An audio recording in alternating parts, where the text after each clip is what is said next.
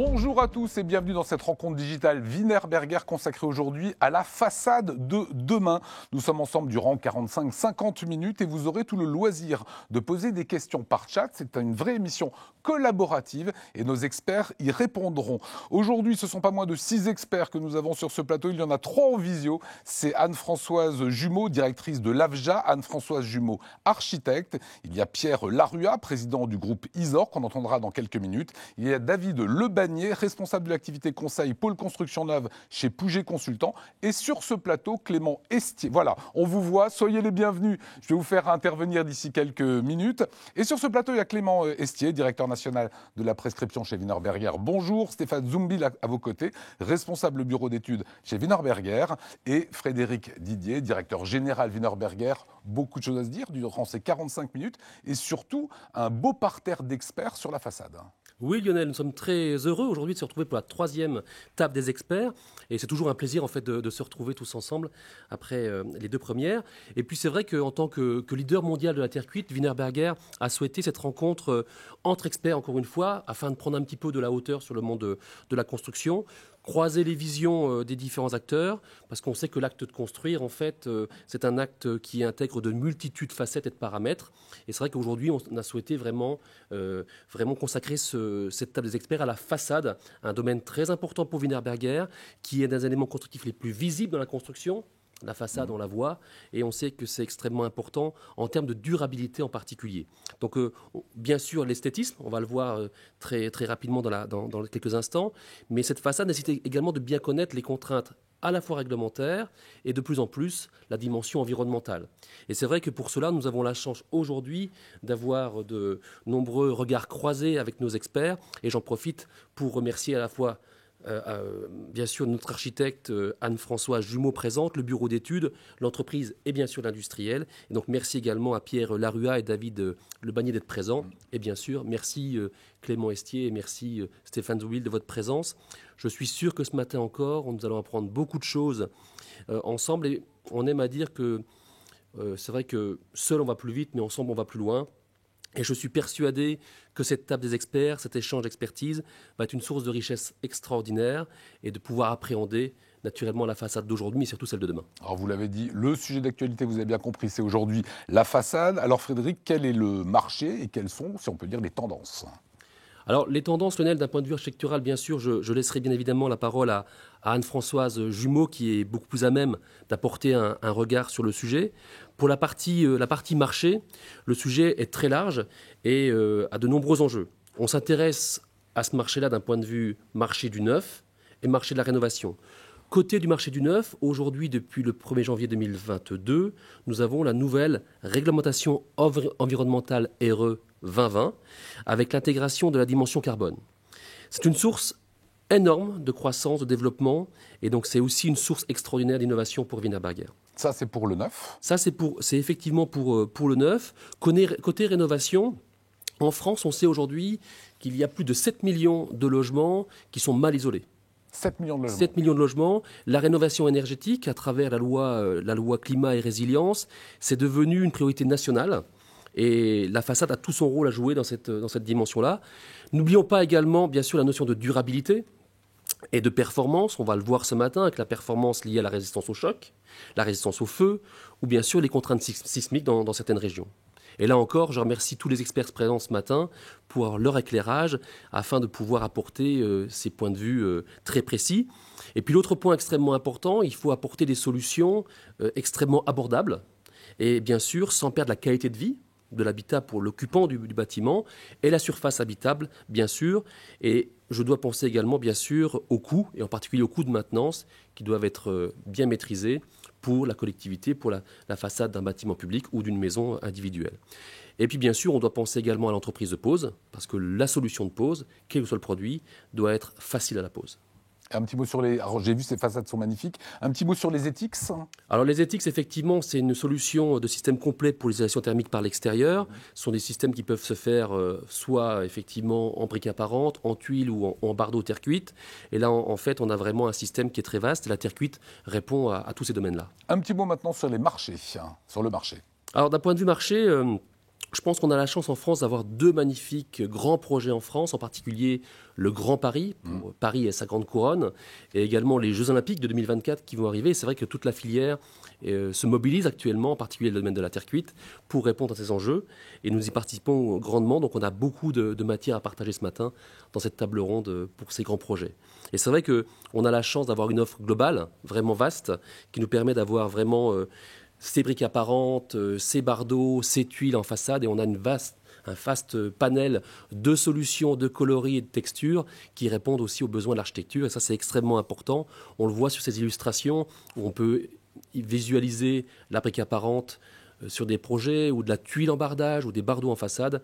Et donc là, les camaillots de couleurs et la multitude de couleurs est très vaste. Et là, vraiment, on a l'embarras du choix, je dirais, pour la durabilité, l'esthétisme et la performance des façades. Mais je vais laisser la parole à nos experts. Exactement. En parler davantage. C'est beau, hein, voilà. On peut faire énormément de choses. La terre cuite parle et c'est très créatif. Eh ben justement, on parlait de rendu architectural, ça tombe bien. On a la chance, pour démarrer cette table des experts, de recevoir Anne-Françoise Jumeau. Merci Anne-Françoise d'être parmi nous. Vous êtes à la tête de votre propre agence d'architecture située à Paris. Je crois que c'est dans le 11e. Je rappelle que vous êtes primée à maintes reprises. Prix Femme Architecte 2021, Geste d'Or 2019, prix spécial du jury Duo at Work. Vos projets sont évidemment reconnus par la profession et vous avez longtemps fait partie du groupe Périphérique, mais vous avez décidé de continuer de façon plus indépendante en créant votre propre agence, AFJA. Et est-ce que vous pourriez nous en dire quelques mots un petit peu davantage, s'il vous plaît ?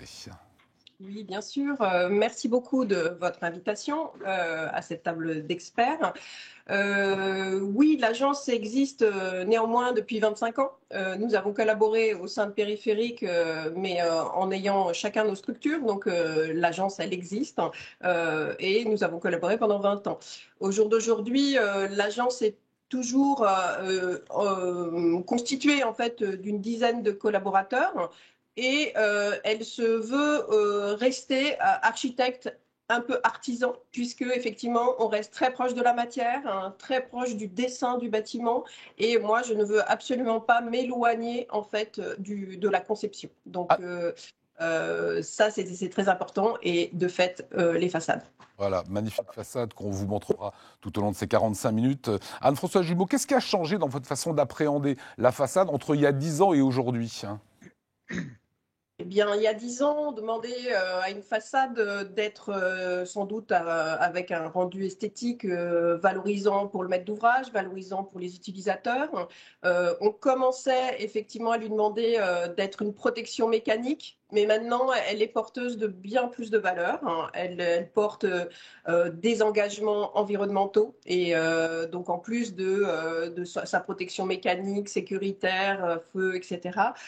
Donc elle vient constituer tout un bagage beaucoup plus étoffé et qui va nous demander, nous, architectes, de mouliner, de réfléchir encore plus à la façon dont on la dessine pour qu'elle préserve en fait ces trois grands champs et qu'ils soient aboutis, quoi. En même temps, c'est un bon challenge pour vous autres architectes, finalement. Ces Ouais, contraintes environnementales et techniques. De toute façon, l'architecte porte énormément de contraintes, hein, puisque nous, on est quand même là depuis le début jusqu'à la fin. Donc, en général, on porte notre bagage de bout en bout. Mais c'est ce qui est très beau et ce que j'apprécie dans ce métier, effectivement, de suivre précisément les choses, hein, et que surtout, elles soient dessinées pour qu'elles puissent être réellement réalisées. Une architecture de papier ne m'intéresse que peu. Nous aussi, vous nous direz. Hein. Au fil des différents concours et chantiers que vous avez réalisés pour les donneurs publics, quelles sont, selon vous, les vraies attentes des maîtres d'ouvrage ? Les maîtres d'ouvrage, ils attendent à la fois un bâtiment qui les représente, qui leur permet en fait d'exprimer une identité, ce qu'on apprécie aussi de faire pour eux. Mais attention, un maître d'ouvrage n'aime pas que le bâtiment soit trop porteur de complexité.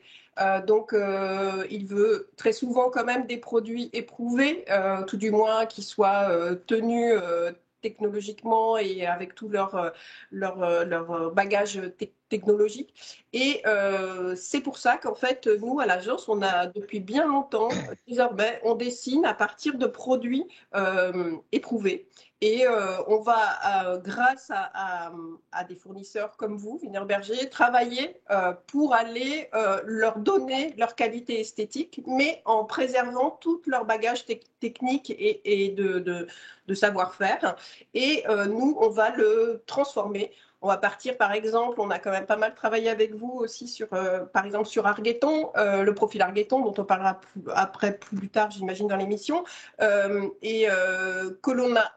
on a développé pour lui donner mesure à être en relief, plus ou moins, enfin, avec un dessin triangulaire, un dessin ondulant. Enfin, vraiment, on a amené en fait le bâtiment le produit à devenir en fait nôtre, et vous nous accompagnez pour ça, et les fournisseurs nous accompagnent pour ça. Voilà, ça c'est le vrai travail des architectes. Il y a un triptyque également qui se dégage et on le voit bien, il y a la préoccupation environnementale, il y a la réglementation et il y a évidemment l'esthétisme du projet de la façade. Comment on concilie finalement ce triptyque, hein? Ce triptyque, c'est notre équation de base, en fait. C'est ce que l'on doit résoudre, et c'est justement l'équation qu'on apprécie à résoudre, et on va le faire, en fait, dans un champ d'un contexte, d'un bâtiment qui vient, comme on voit ici sur Jussieu, se plugger à un existant, ou qui vient prendre place pour rayonner à son environnement et rayonner par rapport ou réagir par rapport à son contexte. Donc, en fait, le bâtiment, il tombe jamais ex nihilo avec une création qui vient de nulle part. C'est vraiment une création qui vient d'une réaction et d'une poursuite d'un lieu et d'un contexte qui va nourrir en fait nos choix qui seront vers des tracés plus tendus ou plus doux, enfin sur les modules de façade, quoi. Anne-Françoise, quel sera votre prochain défi ou les prochains projets dans les années à venir pour vous? Eh bien, de nouveaux projets, bien sûr, de logements ou dans du tertiaire équipé des laboratoires ou de l'enseignement supérieur.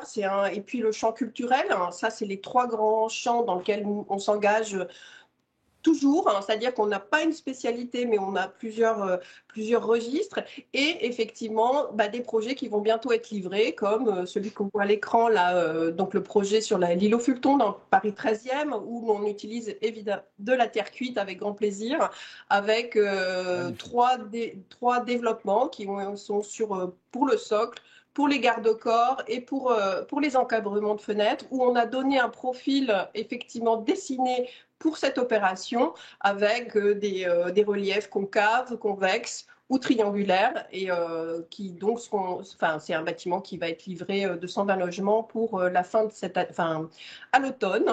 Et puis derrière, il y a d'autres projets qui sont en cours, dont des projets aussi qui du coup réintroduisent aussi la terre cuite comme élément de construction.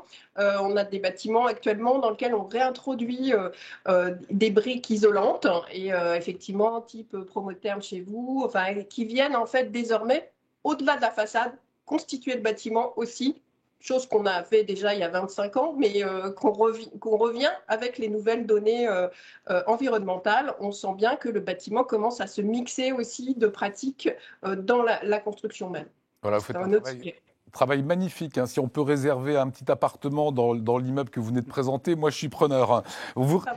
Oui, vous faites passer le message.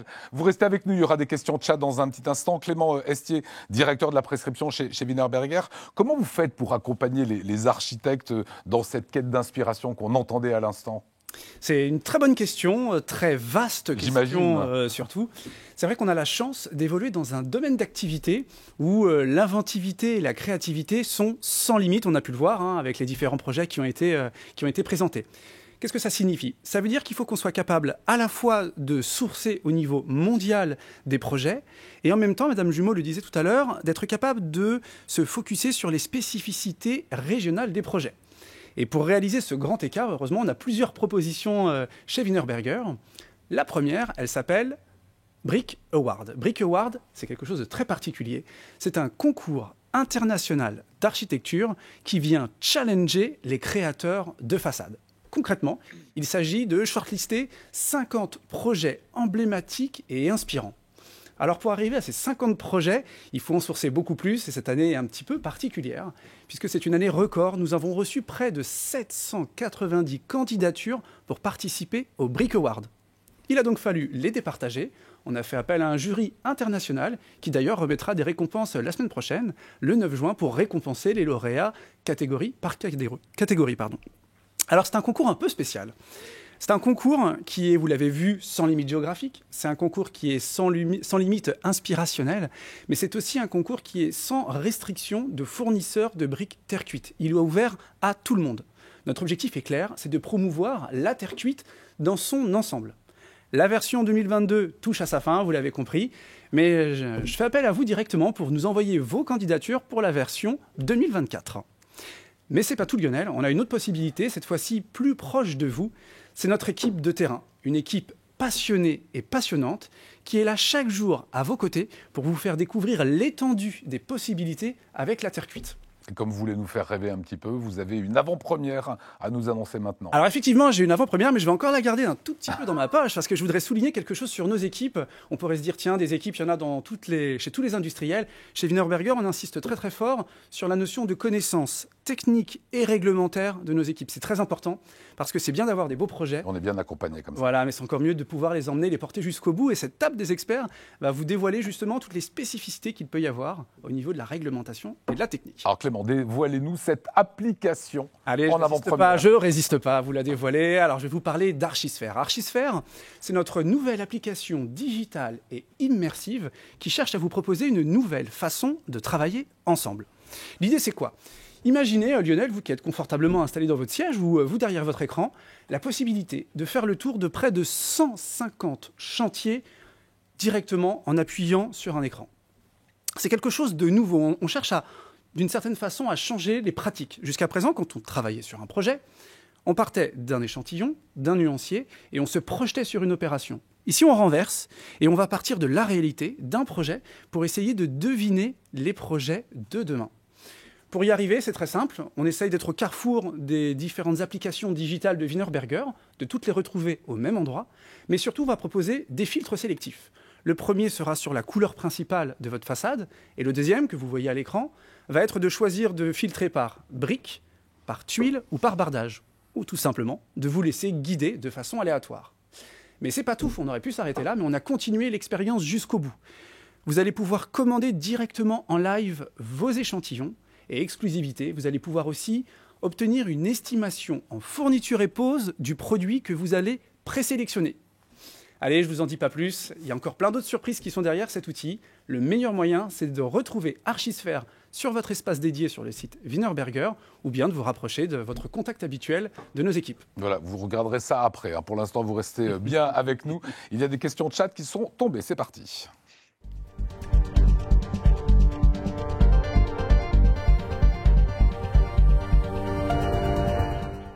Nous sommes évidemment sur la façade. Une question que je vais vous poser, Anne-Françoise Jumeau, c'est une question tendance, si je puis dire. À vos yeux, quelles sont les teintes, les couleurs des façades de demain ? Alors, les façades de demain, elles doivent être toutes couleurs possibles. Vous savez qu'à l'agence, on a vraiment une sensibilité et une grande... on développe beaucoup, en fait, des projets avec de la couleur, hein, donc que ce soit à l'intérieur, que ce soit sur les revêtements. Donc pour nous, la façade doit pouvoir exprimer toutes sortes de couleurs. Donc que ce soit une couleur franche, une couleur, un jaune, un rose, un multicolore ou une irisation, comme on l'a mené à bien aussi sur 2 projets. Donc voilà, donc la couleur, en fait, c'est surtout donner le choix de la couleur, quoi. Voilà, le champ des possibles reste très vaste. Autre question, je peux vous la poser à vous, Clément Estier. Quelles sont vos solutions pour les façades en ossature bois ? Alors sur la construction ossature bois, il y a 2 approches. D'abord les produits qu'on peut utiliser et ensuite, je pense que c'est la question sous-jacente, quelle est la hauteur d'utilisation de nos produits ? On est capable de répondre en tuiles, en plaquettes et en bardage terre cuite. En tuiles, on pourra monter jusqu'à 28 mètres de hauteur sur construction ossature-bois. Quand on sera sur du bardage argueton, on sera capable d'aller jusqu'à 18 mètres de hauteur. Et pour les plaquettes, quand elles sont utilisées en isolation thermique par l'extérieur, Frédéric parlait d'ETIX tout à l'heure en préambule, là, les hauteurs vont être tributaires du type d'isolant que vous allez utiliser derrière. Donc oui, on a des solutions pour y répondre. Et encore une fois, nos équipes seront là pour vous guider. Voilà, 2 questions pour l'instant. Si vous avez des questions, vous n'hésitez pas sur le chat. On va évoquer la façade maintenant avec Pierre Larua. Bonjour Pierre, vous présidez le groupe Isor. C'est une entreprise spécialisée dans la façade. Est-ce que vous pouvez nous présenter en quelques mots votre activité ? Oui, écoutez, bonjour et merci de votre invitation. Alors, le groupe Isor, c'est une PME familiale dont le siège social est à Laval, en Mayenne, qui compte 130 personnes. Et qui compte 2 sociétés, donc Isor Bâtiment, qui est spécialisé dans ce qu'on appelle la filière sèche, les façades ventilées, avec des agences à Gennevilliers, en Île-de-France, à Villeneuve-d'Ascq, dans le Nord, à Nantes. Et puis, deuxième société, c'est Isor Ouest Atlantique, spécialisée en ravalement, étanchéité et endumin sur isolant, basée à Angers, avec une grosse activité sur Nantes actuellement. En tout, le groupe Isor, c'est 180 000 m² de surface traitée, dont 68 000 m² de façades ventilées, et 40 000 m² d'endumin sur isolant. Globalement, donc, on fait 28 millions d'euros de chiffre d'affaires, dont 70% en rénovation. Voilà, j'ai bien noté 60 000 m² de façade. On parle à la bonne personne pour ce qui concerne la façade. Quelles sont les attentes justement de la maîtrise d'ouvrage et de la maîtrise d'œuvre lorsqu'ils vous consultent pour la mise en œuvre d'une nouvelle façade ? Alors, aujourd'hui, les clients consultent Isor pour plusieurs raisons. Alors, premièrement, pour avoir un déroulement de chantier sans problème et des travaux sans souci. Deuxièmement, pour des raisons inhérentes aux qualités que peut apporter une façade, à savoir donc une façade esthétique, mais je ne reviendrai pas sur ce qu'a dit Anne-Françoise. Une façade économique, donc facile à poser, parce que les budgets sont pas extensibles. On le voit actuellement avec la hausse inconsidérée des matériaux. Et puis, ce qu'ils veulent également, c'est une façade que je qualifierais de durable, donc bien posée, qui dure dans le temps, au niveau structurel, et dont le parement ne nécessite pas beaucoup d'entretien dans le temps. Et puis, dernier point, bien sûr, c'est une façade qui répond à la réglementation d'une manière générale, et Dieu sait qu'elle est importante au niveau incendie, sismique, choc, etc. Et donc ça, c'est pour aujourd'hui. Et demain, on voit que ça commence à être une vague de fond. Les clients demanderont en plus une façade qui préserve l'environnement. C'est-à-dire une façade peu émissive en CO2, voire qui peut en absorber, comme les façades végétales qu'on peut voir. Une façade qui utilise des matériaux recyclables et recyclés, voire recyclés même d'ailleurs. Et une façade réemployable, on peut le faire avec certains matériaux. Et puis une façade qui produit de l'énergie, qu'on peut le voir également aujourd'hui, parfois avec du photovoltaïque vertical, qu'on voit depuis quelques années.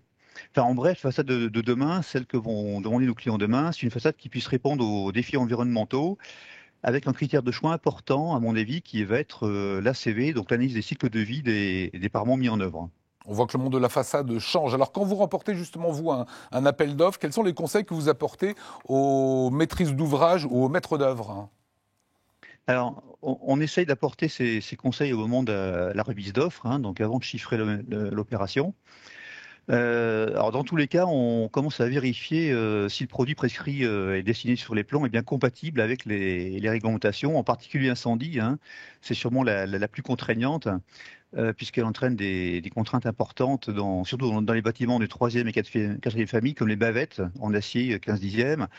On calcule le C+D, la masse combustible mobilisable.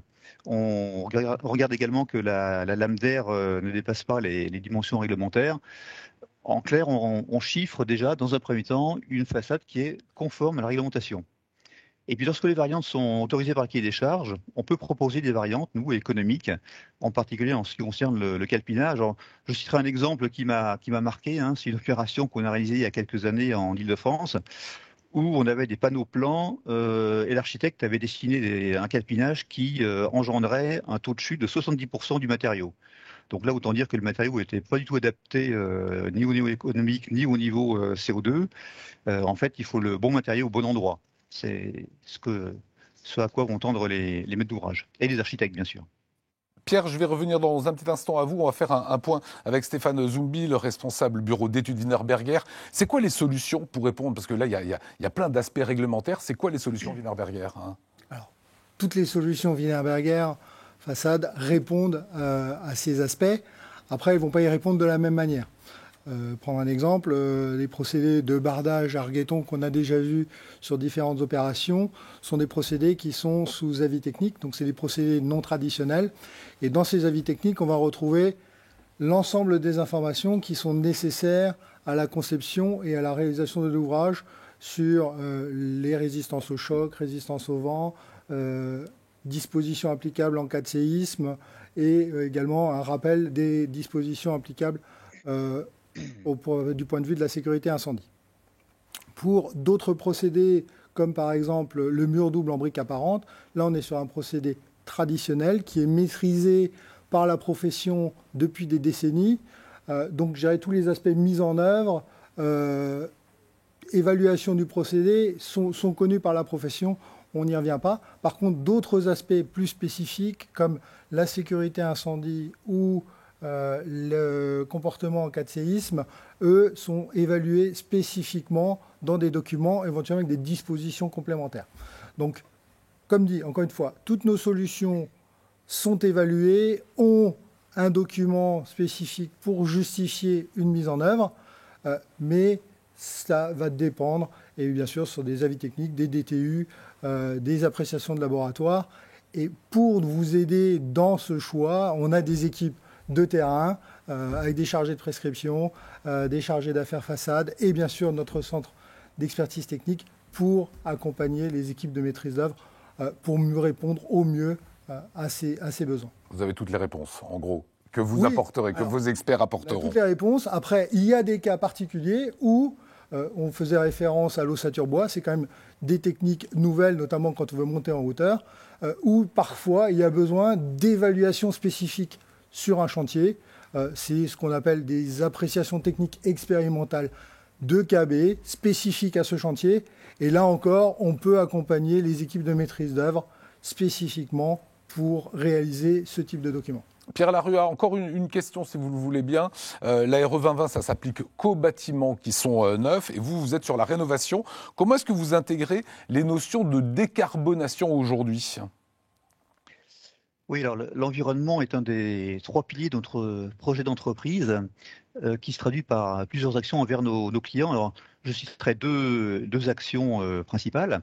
Alors déjà, sur les chantiers, une attention particulière sur le tri des déchets, avec un objectif de taux de valorisation des déchets de 75%, qui peut nous amener parfois d'ailleurs à 11 types de déchets par chantier. Donc, il faut apporter une grande attention au tri. Et puis, deuxième action importante, c'est l'établissement de devis carbone et la proposition de solutions moins carbonées. Alors, comment est-ce qu'on est arrivé là ? On a commencé par faire notre bilan carbone. Et quand on l'a fait, on s'est aperçu que les matériaux mis en œuvre sur nos opérations représentaient les 3/4 de nos émissions de CO2. Or, on n'a pas d'influence directe sur ce poste puisque les matériaux sont choisis par les architectes ou les maîtres d'œuvre. Donc, on a décidé de sensibiliser les intervenants, donc architectes, maîtres d'ouvrage, bureaux d'études, au poids carbone des matériaux en 2 étapes. Donc, première étape, c'est lors de la remise de l'offre. On remet un devis carbone en tonnes de CO2, donc grâce à un logiciel paramétré qui est en cours d'installation chez nous et qui sera opérationnel, on va dire, au mois de septembre. Et deuxième étape, en plus, on propose, lorsque c'est possible, lorsque c'est autorisé par les pièces écrites, des variantes en euros et en carbone, en CO2. Par exemple, remplacer une isolation en laine minérale par une isolation en matériaux biosourcés, ou le remplacement d'une ossature aluminium en ossature bois, par exemple, lorsque, bien sûr, la réglementation incendie le permet. Concernant l'ossature bois, ce calcul est en cours de validation par un bureau d'études extérieur dans le cadre de la démarche Contigest, qui a été lancée par l'ADEME. Donc nous, ce qu'on souhaite vraiment, c'est sensibiliser les intervenants sur l'importance du choix des matériaux et puis, bien sûr, nous préparer à la future RE 2020 réhabilitation qui ne manquera pas d'arriver dans les années à venir, en tout cas. Et j'espère qu'on sera prêt. Voilà, Pierre Larue, vous restez avec nous. Il y a des questions de chat à présent.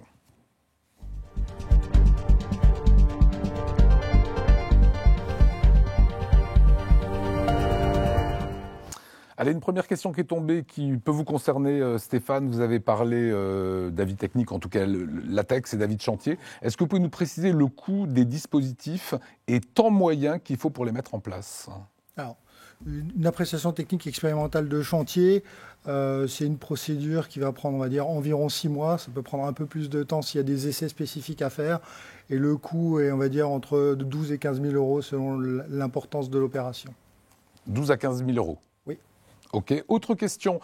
Cette fois, c'est pour vous, hein, Pierre Larua. De plus en plus de projets sont réalisés en tuiles de façade. Est-ce qu'il faut être façadier ? Est-ce qu'un façadier peut le faire ou est-ce qu'il faut être forcément couvreur, hein ? Écoutez, nous, on est façadier. On a déjà réalisé des façades en tuiles. Hein. Une opération assez importante en Ile-de-France il y a quelques années. Une autre à Vannes, entre autres. Et je peux même vous dire qu'en tant que président de la commission DTU bardage, le DTU tuiles, bardage en tuiles, a été validé et devrait sortir dans les semaines à venir. Donc, pour nous, c'est pas du tout un souci. C'est un travail de façadier, effectivement, comme de couvreur, de faire ces façades en tuiles. Eh bien, écoutez, un grand merci d'avoir participé à ce chat. Il est 11h30 et on va continuer à présent avec la partie bureau d'études. On a David Lebagnier qui est avec nous. David Lebagnier, vous nous entendez, vous nous voyez. Vous êtes où là physiquement, qu'on vous situe ? Bonjour, je suis à Paris. Vous êtes à Paris. Je rappelle que vous êtes le responsable de l'activité conseil Pôle Construction Neuve chez Pouget Consultant. Un petit mot sur votre activité ? Alors, Pouget Consultant, c'est un bureau d'études thermique, carbone, environnement. C'est 70 personnes entre Paris, Nantes et Rennes. On intervient autant en rénovation qu'en construction neuve, sur des projets résidentiels, mais aussi en tertiaire. On accompagne les maîtres d'ouvrage et les architectes dans la conception des produits, le suivi des chantiers. Mais on a aussi une activité conseil dans laquelle on accompagne les pouvoirs publics. On a beaucoup travaillé sur la RE 2020 notamment, les fédérations d'acteurs, des industriels sur des sujets réglementaires, recherche et développement ou stratégie carbone. Est-ce que vous pouvez nous faire un petit rappel de l'IC Construction, l'impact carbone ? Alors, le IC Construction, c'est l'un des 6 indicateurs de la RE 2020 et c'est un nouvel indicateur. Son objectif, c'est de évaluer l'impact carbone engendré par la fabrication du bâtiment, non pas ses consommations, mais bien la fabrication des matériaux. Pour faire cette analyse de cycle de vie, eh bien, le bureau d'études va faire la comptabilité de tous les matériaux qui sont mis en œuvre, de toutes les quantités de matériaux, et en face de chaque quantité, on va mettre un impact carbone. Cet impact carbone, il est issu de données environnementales, de fiches FDES, et il y a différents types de fiches. Il y a des fiches par défaut. Si une filière ne s'est pas mobilisée pour justifier son impact carbone, eh bien, les pouvoirs publics ont défini une valeur pénalisante, 3 fois plus pénalisante, pour inciter les acteurs à justifier leur impact carbone. Et ensuite, il y a d'autres types de données environnementales, des données collectives. C'est plusieurs acteurs qui se sont rassemblés pour justifier l'impact carbone de leurs produits, ou alors des fiches individuelles. C'est un industriel qui se mobilise pour justifier l'impact carbone d'une référence commerciale. Et ces seuils évoluent bien dans le temps ? Alors oui, le sujet étant nouveau, on va commencer par un seuil à 740 kg de CO2 par mètre carré de surface utile construite. Donc c'est un seuil d'apprentissage, dimensionnant tout de même, mais d'apprentissage qui sera compatible avec la plupart des solutions constructives classiques. Et puis on va durcir les exigences en 2025, 2028, 2031 pour atteindre 490 kg de CO2. Alors c'est peut-être un peu abstrait, 740 kg de CO2 par mètre carré, c'est l'impact carbone d'un mètre carré chab construit, par exemple, sur 50 ans. Pour donner une comparaison, un bâtiment RT 2012, ses consommations de chauffage et d'eau chaude sanitaire sur 50 ans engendrent pratiquement autant d'émissions de carbone. Donc, ça montre que le sujet de l'impact carbone des matériaux est un sujet majeur qu'il faut traiter. Est-ce qu'on peut avoir des exemples concrets sur la construction de bâtiments ? Alors, ici, vous avez un bâtiment de 32 logements que l'on pense assez représentatif de ce que l'on construit en résidentiel collectif, un attique, R+4, c'est une structure béton isolée par l'intérieur, menuiserie PVC, et on voit que ce bâtiment, vous avez le graphique, le résultat de l'analyse de cycle de vie, ce bâtiment respecte le seuil 2022 de la RE 2020, c'est la barre rouge, il le respecte sans trop de marge. Donc, ce bâtiment qui a un mode constructif classique, courant, respecte les seuils, mais on sent bien que s'il fait quelques efforts de qualité de façade, s'il y a un manque de compacité ou autre, eh bien, il risque de dépasser les seuils. Dans cette pile, on a 60 kg de CO2 sur les 700 et quelques kilos de CO2 totaux qui sont alloués à la façade, aux menuiseries et aux finitions extérieures. Sur ce total, un tiers, c'est les CVC, chauffage, ventilation, plomberie. Un tiers, c'est le second œuvre, l'isolant, les revêtements de sol, les menuiseries, les bardages. Et un autre tiers, c'est la superstructure. Ça, c'est la un autre bâtiment. Excusez-moi, il y a le deuxième bâtiment, effectivement. Un deuxième bâtiment qui, lui, est assez particulier puisqu'il a une conception qui permet d'avoir un impact carbone très optimisé. Il est très compact, c'est un parallélépipède, il a peu de balcons, il a une toiture légère en charpente de bois, il n'a pas d'ascenseur, pas de sous-sol. Voilà, tout un tas de caractéristiques qui font que c'est un petit peu l'optimal en termes de conception carbone. C'est un bâtiment d'ingénieur, on va dire. C'est peut-être pas l'optimal sur tous les critères. Et donc ce bâtiment, lui, respecte les seuils de la RE 2020 avec une grande facilité. Ce que je voulais montrer ici, c'était que la conception du bâtiment dans son ensemble a un gros impact. Au-delà des matériaux, la conception du bâtiment est un axe d'optimisation majeur. Et quels sont les résultats pour les différents types de façades selon leur structure ? Alors ici, vous retrouvez le même genre de bilan carbone, toujours pour ce bâtiment de 12 logements. Vous avez à gauche le résultat actuel, on va dire en béton, façade extérieure enduit, et ensuite différentes variantes. Alors ce qu'on peut voir, c'est que les variantes, c'est des variantes différentes manières d'intégrer la brique en façade. On voit qu'il y a un impact carbone non négligeable qui est entre 10 à 30 kg de CO2 par mètre carré chable en plus. Vous avez 4 premières variantes, avec une première variante en vêture caisse, c'est de la plaquette de briques qui est sertie sur une âme en polyuréthane, elle-même posée sur un isolant extérieur. Et vous avez à sa droite la variante avec une plaquette brique, où là, c'est directement les plaquettes briques qu'on vient coller avec du mortier sur l'isolant. Et on voit que cette plaquette brique, du fait qu'on n'a pas l'âme en polyuréthane pour sertir les briques, cette plaquette a un impact carbone légèrement inférieur. Ensuite, vous avez deux autres variantes de double mur. Un double mur standard avec une fiche collective et un deuxième double mur qui est un produit de chez Wienerberger. C'est tout simplement un double mur moins épais, moins de matière, donc moins de carbone, qui permet quelques gains. Ensuite, deux autres variantes, c'est du bardeau de terre cuite, argueton, argélite, et on voit que là, en fonction du type de bardeau, eh bien, on va permettre un gain carbone, et l'argélite permet de faire quelques gains. Et puis, deux dernières variantes qui sont le bardage en tuile de terre cuite avec la tuile plate et la tuile à emboîtement, qui est la solution, cette dernière, la moins carbonée. Et on voit que de manière générale, la solution tuile se positionne bien en termes de carbone. Donc, en conclusion générale, ces solutions, elles sont compatibles avec la RE 2020, mais elles ont un impact carbone qui varie suivant les choix que l'on fait. L'important, c'est dès l'esquisse, de se concerter avec le maître d'ouvrage et l'architecte et le bureau d'études pour s'assurer que la conception générale du bâtiment est compatible avec les objectifs environnementaux. Voilà. David, vous restez avec nous, il y aura des questions de chat, mais j'aurais juste qu'on revienne quelques instants sur ce plateau avec Stéphane Zumbil. Comment est-ce qu'on décarbone la façade avec Wienerberger ? Alors, avant toute chose, je tenais à remercier la Fédération française des tuiles et briques et le syndicat national des bardages et vêtures isolées, FFTB, SNBVI, avec lesquels on a réalisé des études avec Pouget Consultants qui nous ont permis de mieux appréhender cette nouvelle exigence qu'est l'IC Construction. Alors oui, c'est une nouvelle exigence, mais ce n'est pas l'exigence unique. Donc il faut décarboner, mais il va quand même falloir continuer à répondre à toutes les contraintes réglementaires qu'on a vues précédemment. Donc on peut, par exemple, on a vu Argélite, c'est une solution moins carbonée qu'Argueton.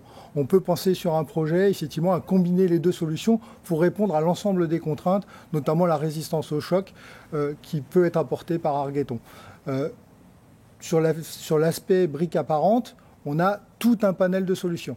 On a du mur double en brique apparente, on a des solutions écobriques qui sont un peu moins carbonées, des solutions caisses ou plaquettes sur isolant qui le sont encore moins.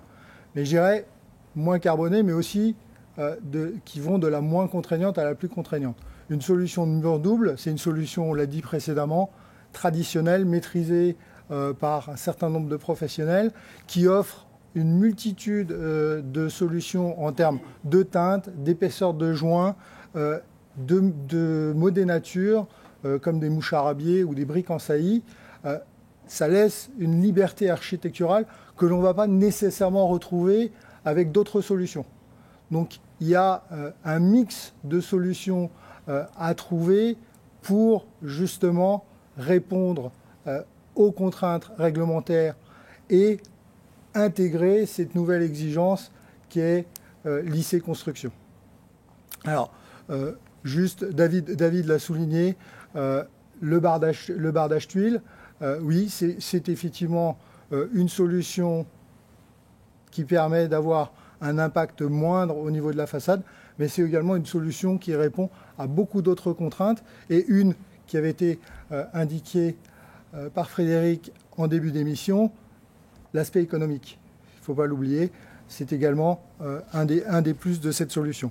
Mais là encore, j'invite à contacter nos équipes pour vous accompagner sur les projets, effectivement, arriver à concilier l'ensemble de ces exigences. Allez, on va prendre de suite des questions. Chat que vous nous posez, c'est parti.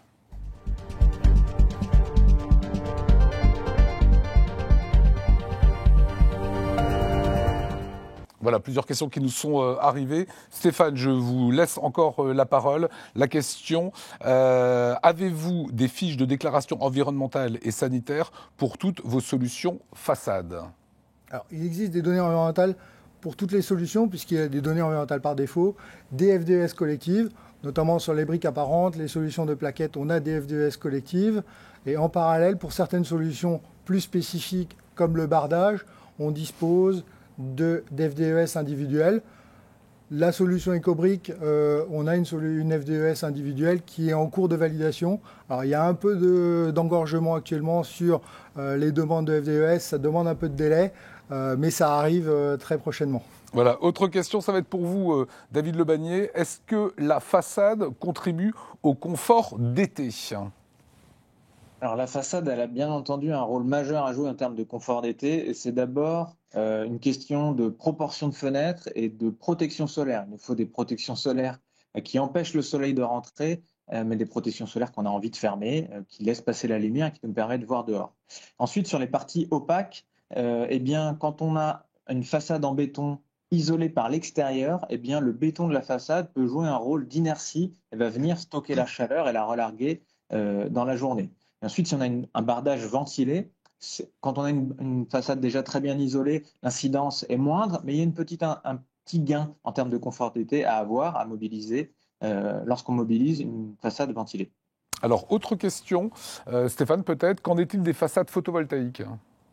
Alors, le procédé photovoltaïque, ce sont des procédés qui sont évalués spécifiquement. On vient de lancer une solution de photovoltaïque en couverture. On va dire, il va falloir qu'on maintenant évalue la mise en œuvre de ce type de procédé en façade, mais bien évidemment, ce sont des pistes qu'il faut qu'on explore et auxquelles il faut qu'on apporte des réponses, puisque Monsieur Larua l'a rappelé, il faut que la façade soit intelligente sous tous ses aspects. Autre question, je suis économiste de la construction. Où trouver les prix de fourniture de vos produits ? Allez Clément, vous n'avez pas encore répondu à des questions. Je suis économiste de la construction. Où trouver les prix de fourniture de vos produits ? Alors, deux approches. La première, j'en ai un petit peu parlé tout à l'heure, c'est Archisphère, où vous pourrez retrouver... Voilà, la fameuse application. Du coup, fourniture et pause.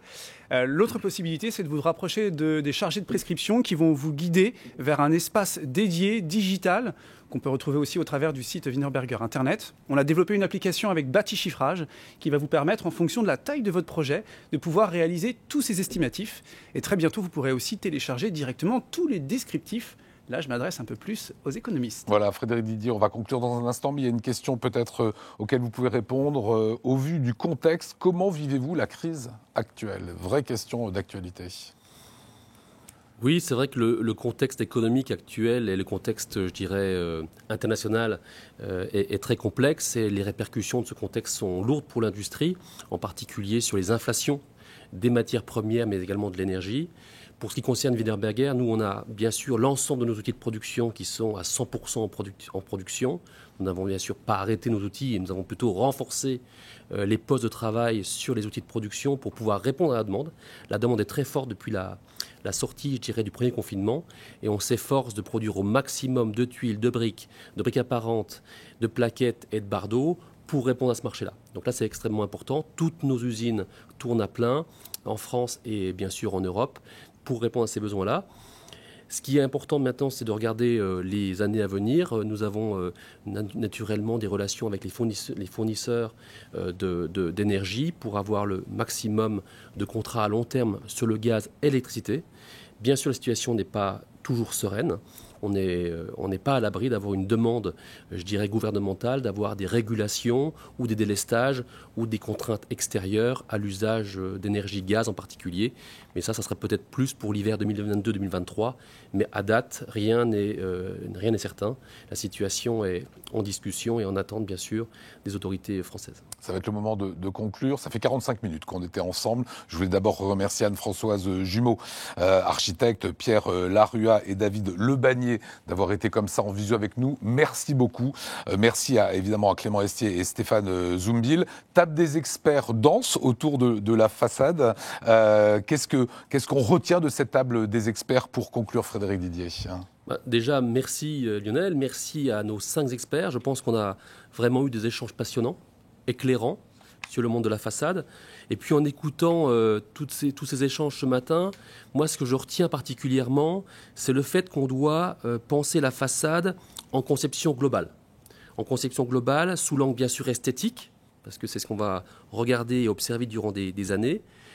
Bien sûr l'aspect visible, et également l'angle technique, extrêmement important et de plus en plus important, par rapport au feu, on l'a évoqué, par rapport à la mécanique des chocs en particulier, mais également sur la partie environnementale. Et on a vu avec les études qui ont été réalisées que la dimension environnementale est extrêmement importante. Et sur ce point-là, je souhaite rappeler qu'on se doit, nous en tant qu'industriels, de décarboner encore plus les produits pour encore aller plus loin dans cela. Et pour cela, on privilégie naturellement des produits en terre cuite en circuit court. 100% de nos implantations industrielles, de nos produits sont fabriqués en France ou en frontière de la France, Belgique ou Allemagne en particulier, mais très proche des clients. Ça, c'est extrêmement important. On a la chance en parallèle d'avoir un groupe Wienerberger extrêmement fort et puissant pour l'innovation. Et ça, c'est une force pour aussi développer et innover ces solutions-là. Et puis Stéphane l'a indiqué il y a quelques instants, on travaille sur l'innovation type Ecobrick pour réduire de plus de 30% le taux de CO2 par mètre carré d'une façade. On travaille sur des produits bas carbone. Et puis on a lancé bien sûr un plan très clair pour accompagner les différents seuils que nous avons pu observer de la RE 2020. Un premier seuil de moins 15% d'émissions de CO2 en 2023 par rapport à 2020. Et un deuxième seuil de moins 40% d'ici 2030, toujours par rapport à 2020, pour atteindre la neutralité carbone en 2050. Et ça, c'est extrêmement important et c'est notre feuille de route et nos engagements de Wienerberger. Et je voudrais citer un exemple tout à fait emblématique de ce que nous réalisons actuellement. Nous avons développé une nouvelle production de plaquettes en terre cuite 100% décarbonées dans une usine à la proximité de la frontière du nord de la France en Belgique, à Kortemark, où nous utilisons 100% d'énergie verte, 25% liés aux panneaux photovoltaïques sur le bâtiment de cette usine, et les 75% restants, 100% d'électricité, 100% verte. Ce qui nous permet d'avoir vraiment un matériau extrêmement sain, extrêmement naturel, renouvelable, réutilisable, recyclable, avec des cycles de vie qui sont tout à fait favorables à ce qu'on a vu ce matin sur la RE 2020. Et puis l'autre point que je voudrais souligner, Lionel, c'est la terre cuite, en fait, c'est un produit qui est millénaire, extrêmement connu depuis des millions d'années, je dirais presque. Et puis on a vu aussi l'importance de ce matériau pour les architectes. Donc, le produit doit être façonnable, doit être esthétique, on doit pouvoir construire de manière éco-responsable. Et on voit que les produits en façade, en terre cuite, répondent parfaitement à cela. Et c'est durable, et ça c'est extrêmement important pour les coûts de maintenance d'un bâtiment. Et puis on voit on aime à dire en fait chez Wienerberger, et c'est un point important, la terre demande toute notre attention, et je pense qu'elle a vraiment, à travers nos échanges ce matin, toute notre attention, et c'est aussi pour cela qu'on travaille, pour les générations futures, pour les belles façades et pour l'habitat sain, abordable et durable. Merci pour cette attention environnementale. Merci beaucoup Frédéric Didier. Merci à tous d'avoir participé à cette table autour de la façade de demain. Les choses, c'est un modèle qui change complètement. Un grand merci en tout cas à vous. On va vous donner 2 rendez-vous. Le prochain, c'est Batimat. Ça sera évidemment à Paris du 3 au 6 octobre. Ça sera le prochain rendez-vous. L'autre rendez-vous, c'est si vous voulez retrouver cette émission, eh bien, c'est en replay sur la chaîne YouTube Wienerberger France à partir de demain. demain. Et autre rendez-vous, ce sera en novembre pour une nouvelle table des experts. Prenez soin de vous. Salut!